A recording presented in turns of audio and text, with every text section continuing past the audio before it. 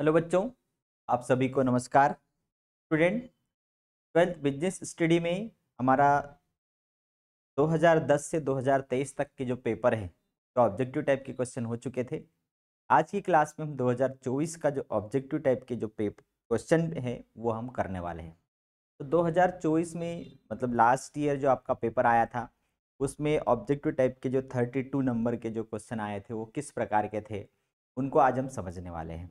क्योंकि पेपर किस प्रकार आता है, उसमें किस प्रकार के क्वेश्चन पूछे जाते हैं, उससे हमें बहुत सारे बातें पता चल जाती है। देखिए, लास्ट ईयर जो क्वेश्चन पेपर आया था 2024 का, जिसमें सबसे पहला सही विकल्प, ठीक है।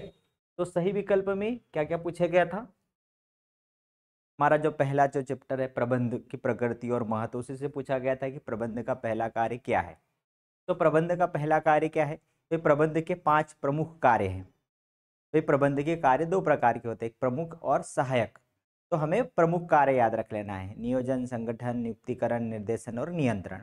बाकी जो भी यदि पूछे तो वो सहायक कार्य होते हैं, ठीक है। तो ये प्रमुख कार्य कहलाते हैं। तो प्रबंध का पहला कार्य कौन सा है? तो प्रबंध का पहला कार्य कौन सा है? नियोजन है, और वही उसका प्रमुख कार्य भी है। फिर निम्न प्रबंध की विशेषता नहीं है। फिर प्रबंध की विशेषता क्या है? तो प्रबंध एक पेशा है, प्रोफेशन है। प्रबंध एक सामूहिक प्रयास है, सब मिल करके करते हैं। प्रबंध एक गतिशील क्रिया है, ये भी उसकी विशेषता है। अब यहाँ पूछा है नहीं है, तो क्या आंसर आ गया? उद्योग। कि प्रबंध उद्योग नहीं है, ये उद्योग अलग होता है ना, उद्योग, वाणिज्य, व्यवसाय, तो उद्योग अलग चीज है। अब प्रबंध क्या है? तो प्रबंध एक कला है, विज्ञान है, कला और विज्ञान दोनों है, या इनमें से कोई नहीं। तो अब सभी को मालूम है कि प्रबंध क्या है, कला भी है और विज्ञान भी है, दोनों है। फिर है प्रबंध प्रक्रिया का अंतिम कार्य क्या है? यदि हमने प्रबंध के कार्य याद कर लिए तो हमें उसका अंतिम कार्य भी पता चल जाएगा। प्रबंध प्रक्रिया का अंतिम कार्य क्या है? नियंत्रण। बहुत सरल ऑब्जेक्टिव टाइप के क्वेश्चन पूछे गए थे। प्रबंध के सिद्धांत कैसे होते हैं? तो प्रबंध के सिद्धांतों की विशेषता पूछ ली कि प्रबंध के सिद्धांत स्थैतिक मतलब स्थिर होते हैं क्या? नहीं। प्रबंध के सिद्धांत कठोर होते हैं क्या? नहीं होते हैं। प्रबंध के सिद्धांत सही होते हैं क्या? नहीं, 100% सही नहीं होते हैं। तो कैसे होते हैं? प्रबंध के सिद्धांत गतिशील है। गतिशील है मतलब कि परिवर्तनशील है, समय, काल, देश, परिस्थिति के अनुसार बदलते रहते, गतिशील होते हैं, ठीक है। फिर है हेनरी फ्योल का सिद्धांत नहीं है। हमें के द्वारा 14 सिद्धांत जो दिए गए हैं वो हमें याद होना चाहिए, इतनी ईमानदारी हमें रखना पड़ेगा। आपको यदि हेनरी फ्योल के 14 सिद्धांत याद है तो आप फट से यहाँ पर बता दोगे कि कार्य विभाजन हेनरी फ्योल का सिद्धांत है, आदेश की एकता हेनरी फ्योल का सिद्धांत है, अनुशासन हेनरी फ्योल का सिद्धांत है। लेकिन ये जो मानसिक क्रांति है ये हेनरी फ्योल का सिद्धांत नहीं है, ये एफ.डब्ल्यू. टेलर का है। ये एफ.डब्ल्यू. टेलर ने मानसिक क्रांति बताई है वैज्ञानिक प्रबंध के सिद्धांतों में, ठीक है।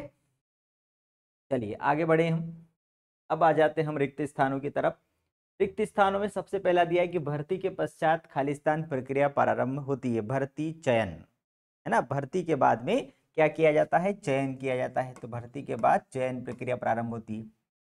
अब फिर चयन एक साध्य है, खालिस्तान नहीं। अब हमें यहाँ पर साध्य शब्द थोड़ा सा कठिन लग रहा होगा। साध्य मतलब जिसे प्राप्त किया जाना है वो कहलाता है साध्य।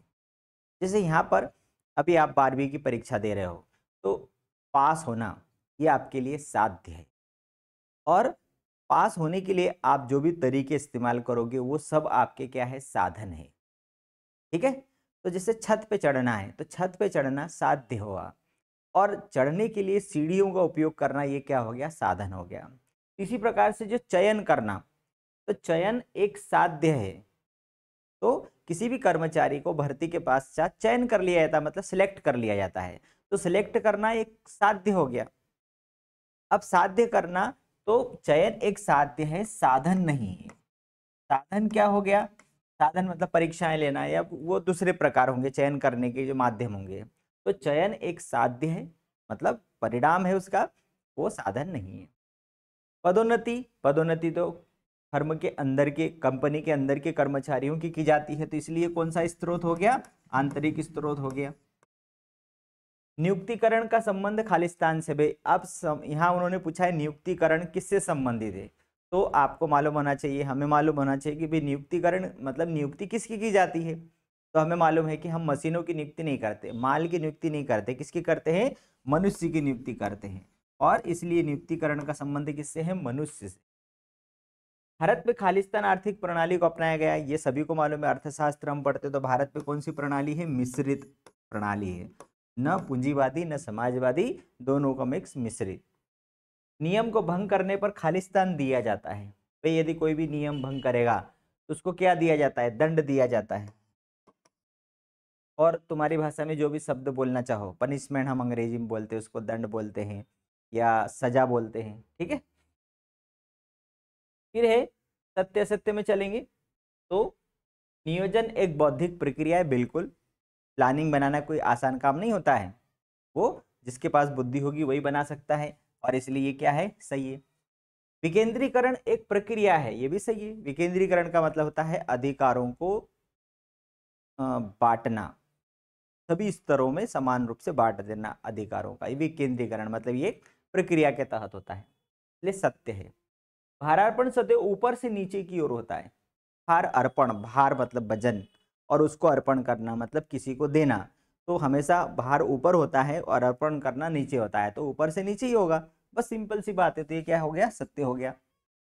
निर्देशन अभिप्रेरणा का एक तत्व है, भाई निर्देशन अभिप्रेरणा का एक तत्व है, ये गलत है। क्यों गलत है, उल्टा होता, अभिप्रेरणा निर्देशन का एक तत्व है तो सत्य होता। निर्देशन एक सतत चलने वाला कार्य नहीं है, इसलिए ये क्या हो गया, गलत हो गया, क्योंकि निर्देशन तो सतत चलने वाला कार्य है। नेतृत्व निर्देशन से संबंधित नहीं है, गलत। क्यों, क्योंकि नेतृत्व क्या है, निर्देशन का एक तत्व है। तो निर्देशन के चार तत्व हैं। तो निर्देशन जो है, निर्देशन क्या है, प्रबंध का एक प्रमुख कार्य है, और इस निर्देशन के चार तत्व हैं। एक है अभिप्रेरणा, ठीक है, एक है नेतृत्व, एक है संप्रेषण, और एक है पर्यवेक्षण। ये तत्व भी आपको याद रखना ही है। ये जो बोल रहा हूँ ना कि प्रबंध के 5 प्रमुख कार्य याद कर लो, ठीक है। फिर आप प्रबंध के सिद्धांतों में हेनरी फ्योल के 14 सिद्धांत याद कर लो, ये याद होना ही चाहिए। उसके बाद में नियोजन में नियोजन के जो तत्व हैं, उन तत्वों को भी हमें ध्यान होना चाहिए कि नियोजन के कौन कौन से तत्व हैं, जैसे नीति, नियम, कार्यविधि, कार्यक्रम, बजट, ये सब नियम नियोजन के क्या है, तत्व है। नियुक्तिकरण में प्रक्रिया हमें मालूम होना चाहिए कि भर्ती के पश्चात चयन प्रक्रिया होती है, तो उसकी जो प्रक्रिया है, प्रक्रिया का पहला कदम और अंतिम कार्य, ये हमें मालूम होना चाहिए। तो नियोजन, नियुक्तिकरण, फिर निर्देशन। तो निर्देशन में, निर्देशन किन चीजों से मिलकर के बना है, तो निर्देशन इन 4 चीजों से मिलकर बना है। मतलब निर्देशन के अंदर मसाला इसका है, अभिप्रेरणा, नेतृत्व, संप्रेषण और पर्यवेक्षण, इन चारों को जोड़ देंगे तो क्या बन गया, निर्देशन। मतलब किसी को भी हम डायरेक्शन दे रहे हैं, इसका मतलब उसमें ये चारों चीजें आएगी। उसको हम अभिप्रेरित भी कर रहे हैं, उसका नेतृत्व भी कर रहे हैं, उसको हम मैसेज भी दे रहे हैं, और उसका पर्यवेक्षण भी कर रहे हैं। इन चारों को मिलाकर निर्देशन बनता है। मतलब ये क्या हो गए, निर्देशन के तत्व हो गए। अब यदि ये हमें मालूम है तो आप इसका आंसर भी दे सकते हो, इसका आंसर भी दे सकते हो, इसका आंसर भी दे सकते हो, तीनों निर्देशन से पूछ लिए। तो निर्देशन एक सतत चलने वाला कार्य नहीं है, गलत हो गया। निर्देशन अभिप्रेरणा का एक तत्व है, तो अभिप्रेरणा निर्देशन का तत्व है, ये हमें मालूम है, इसलिए गलत हो गया। अब नेतृत्व निर्देशन से संबंधित नहीं है, गलत हो गया। क्यों, क्योंकि नेतृत्व निर्देशन से संबंधित है। भाई नेतृत्व कैसे संबंधित है, क्योंकि निर्देशन का ये क्या है, तत्व है, ठीक है। तो ये चीजें हमें अंदर की मालूम होना चाहिए।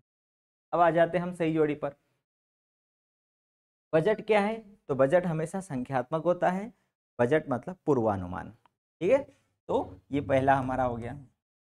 विचलन, विचलन मतलब प्रमाप और वास्तविक कार्य, इन दोनों के बीच का जो अंतर होता है वो विचलन कहलाता है। ये एक लाइन याद रख लेना, प्रमाप और वास्तविक कार्य, इन दोनों के बीच का अंतर विचलन कहलाता है। तो यहाँ पर क्या आ रहा है, सुधारात्मक कार्यवाही। सुधारात्मक कार्यवाही। विचलन मतलब अंतर। भाई आपने डिसाइड किया कि मेरा 90% रिजल्ट आना चाहिए, ये प्रमाप हो गया।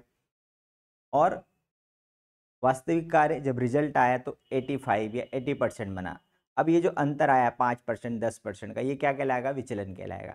अब इस विचलन मतलब अंतर जो आया इसको हमें सुधारना पड़ेगा। मतलब मेरा रिजल्ट 90% ही आना चाहिए, तो उसके लिए हम सुधार का काम करेंगे, मतलब और अच्छी पढ़ाई करेंगे। तो ये क्या होगी? सुधारात्मक कार्रवाई। किससे रिलेटेड हो गई? विचलन से रिलेटेड हो गई। फिर है न लाभ न हानि, तो ये हम सभी को मालूम है। सम विच्छेद बिंदु, ये लाभ हानि से रिलेटेड है। वित्तीय प्रबंध क्या है? तो हम एक दिन पहले भी मैंने बताया था कि ये सामान्य प्रबंध का एक क्या है? एक भाग है। ये वित्तीय प्रबंध सामान्य प्रबंध का एक भाग है। प्रशासनिक कार्य, प्रशासनिक कार्य किससे रिलेटेड है? वित्तीय कार्य से रिलेटेड है। एडमिनिस्ट्रेटिव वर्क फाइनेंशियल कार्य से रिलेटेड है। फिर शेयर बाजार क्या है? तो शेयर बाजार संगठित बाजार को बोलते हैं। और सेबी का मुख्य कार्यालय क्या है? मुंबई में है। तो ये आ जाएगा हमारा। ठीक है, तो आपको न तो शेयर बाजार का पूछा जाएगा न सेबी का पूछा जाएगा, ये दोनों नहीं आएंगे आपके। बाकी ये जो ऊपर के जितने हैं ये चारों पांचों आ जाएंगे। ठीक, चलो आगे बढ़े हम।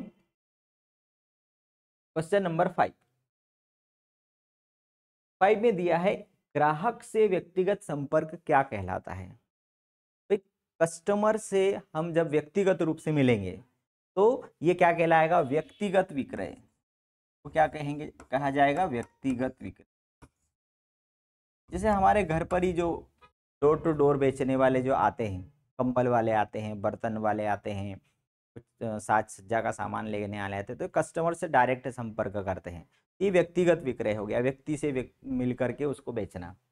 वस्तु की पहचान के लिए कौन सी क्रिया अपनाई जाती है? तो इसको बोला जाता है नामकरण, या फिर इसको हम ब्रांडिंग भी बोलते हैं।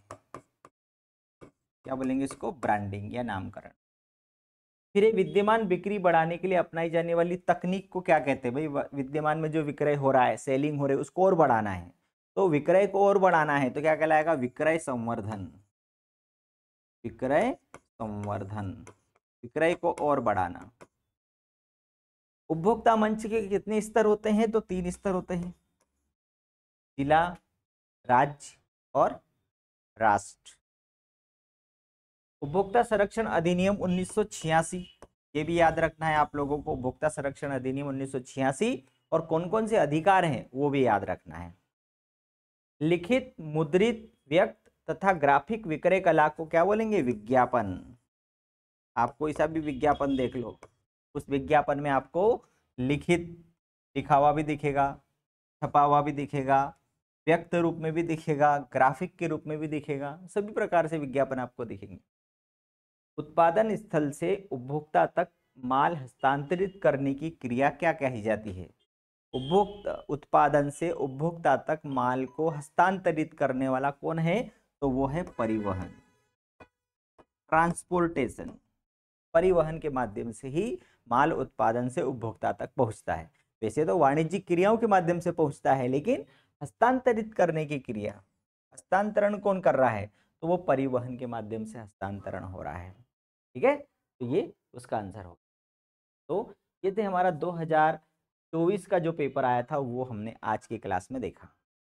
बच्चों 2010 से 2024 तक के जो बोर्ड परीक्षा के पेपर आए थे माध्यमिक शिक्षा मंडल के, उनके ऑब्जेक्टिव टाइप के क्वेश्चंस के वीडियो हमने बनाए हैं। उन वीडियोस को आप बार बार देखिए।